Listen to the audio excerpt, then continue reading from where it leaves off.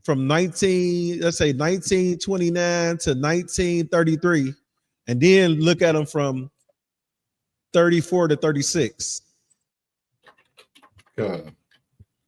And the reason why I bring this up is because think about it. When they started selling it to the black folk, they started to hire black designers. So now if you look at Cadillacs from 36 on out, you'll start to see like, okay, Cadillac tried to smooth some things up. Look, guess what that looked like? Model T. Right? Understand Cadillac was owned by who? They said Henry Ford, remember? God.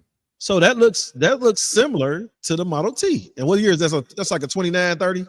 This is 1930. Okay. Now like jump to like 36.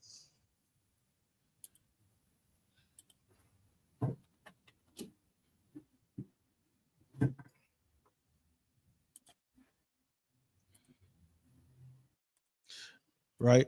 So we're going to 36. You're gonna see it like because what I want to show you is like now you see you see you got to get, hey, look, blow the brains out. Look at them, blow the brains out, put the white walls on it. Right. That's us. They don't blew the brains, they don't put the white walls on there. You see what I'm saying? Good. Swagged it out. Look, and that's just what, 4 years? That's right. Now understand this is when they started to hire black designers. Now look at like 1940. We leave it at that. Okay. Because you got to understand is that now they starting to put some swag to it. Look, they dropped it, they lowered it. That's them Hispanics. They always got the low riders. That's still part of the black community. The Hispanic. You remember the 1930 set up higher, had them big dumb wheels on it, right? God. The big wagon wheels on it.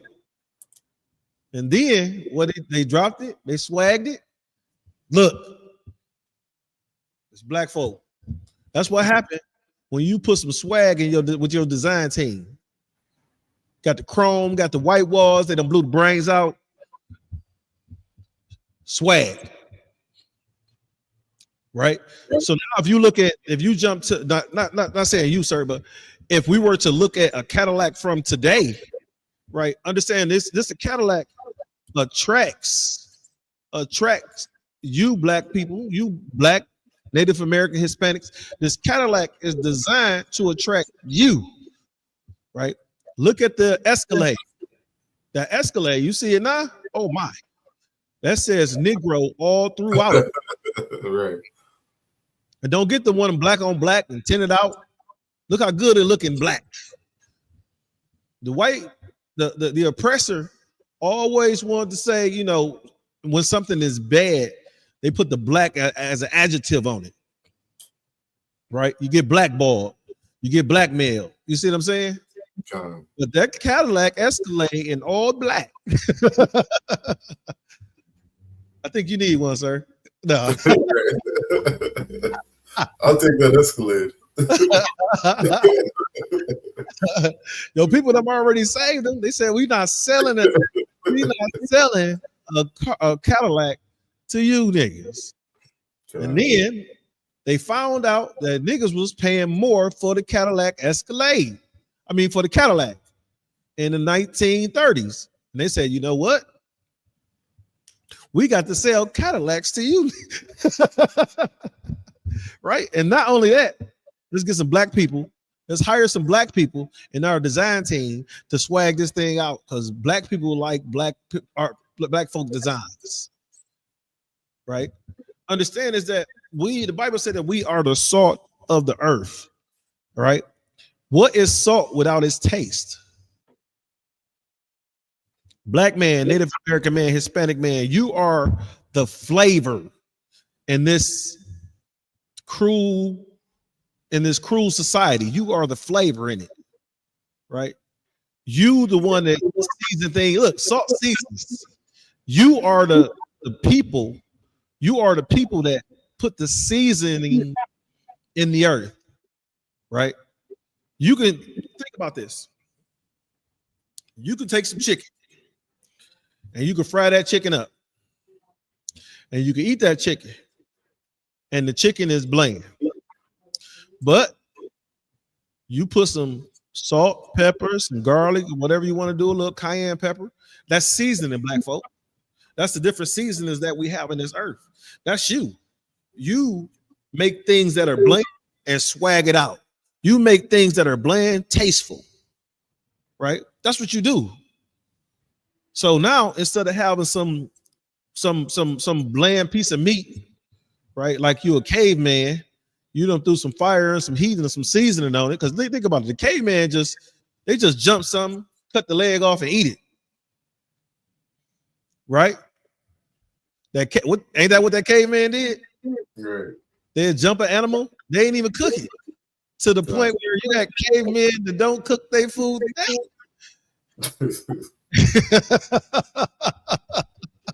Right? The caveman didn't cook his food. What they say, he had to discover fire. Oh man, that's so funny because you got to discover fire when back in Genesis, the Most High was telling us about what? Mingling some meat with some flour and some oil. Right. But you caveman had to discover fire. That's hilarious to me. Mm-hmm. You got something, sir? No, it's just there's so many good points that were brought up this class. You know, so many different good historical points. And, you know, if I could take anything from it, the biggest thing is how important it is to separate ourselves from these people. Damn right.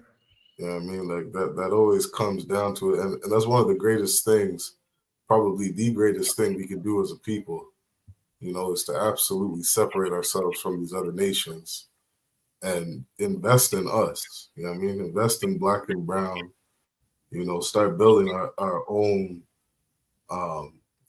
government. You know what I mean? Because we're the only people without our face on that dollar bill. You know what I mean? We're the people without a government, without a military, and we have so many things to offer.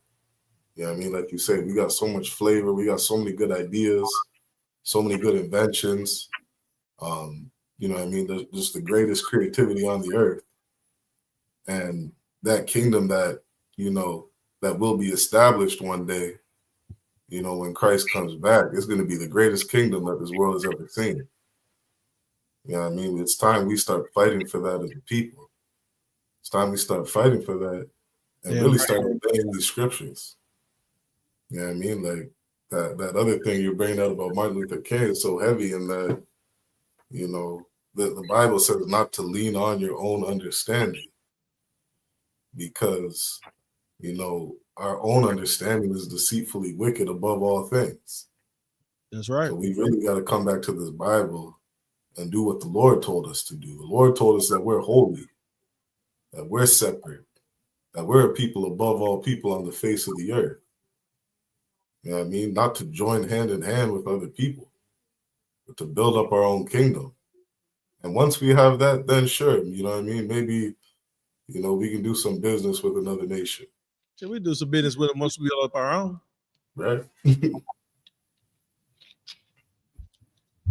And what's happy about what you're saying, sir, is that we have to build up our own commerce. Because in the kingdom, they're gonna be bringing bread to us. Bring us your bread, bring us that cash, bring us the loot.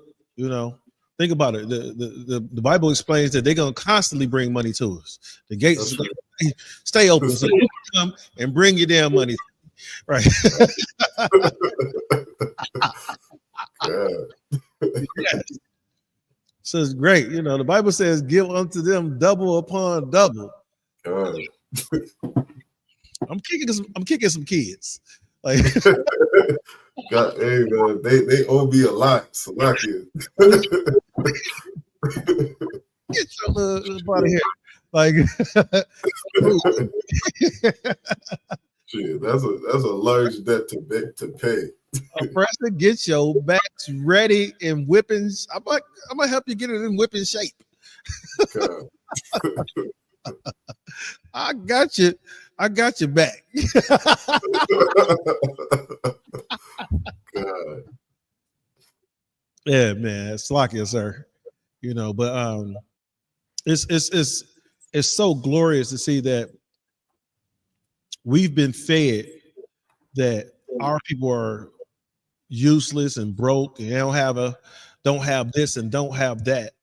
Right. When we see it today, the only issue is that we're putting our good hard-earned money into the hand of the people who don't give a damn about us. Right. We putting our good hard-earned money into the banks of the people who will tie your son to a tree and set the tree on fire. Right? We giving our money to a people who used to put a yoke around our neck and hang bells off this yoke and call it jingle bells. Right? That's what we giving our money to. And then we'll run around jingle bell, jingle. For real? Do you understand what that song is talking about? Right? You like when it says the fun, the wish, and about something about an open sleigh, thinking about what the horse and carriage was. It's a sleigh, it just got wheels on it. So they was using those sleighs, those horse and carriage, to come capture yourself when you try to run from the oppressor's plantation. Right? And if you look at it, you know, in today's time, if you ain't on the oppressor's plantation, right? Think about this.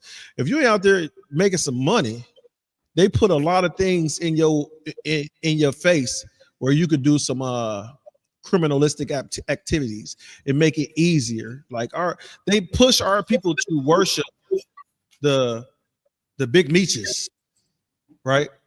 Why you want to sit down and worship Big Meech? That dude did 20 plus years in jail for poisoning his people. Right? He did 20 plus years in jail for poisoning his people. And you, black man, Native American man, Hispanic man, want to look up to him. Want to look up.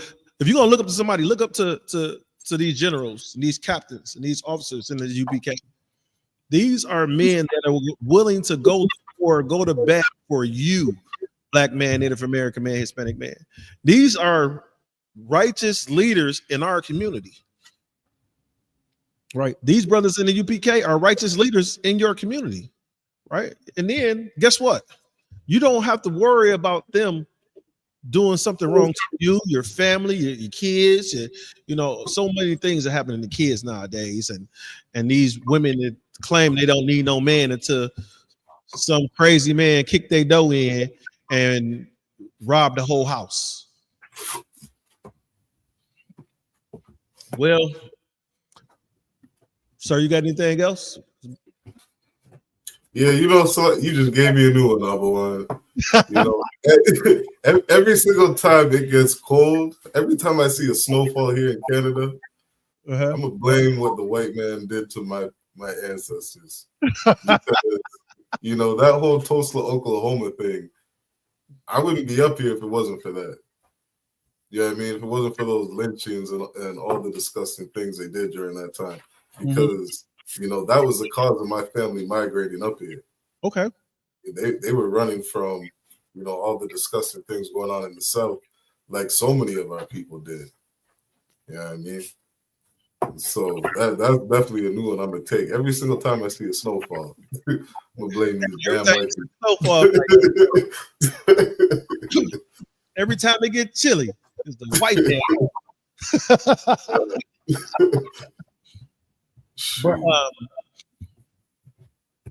But, what I was going to say, right? We really didn't get into what the white man said caused the the start of the massacre in Tulsa, Oklahoma, right?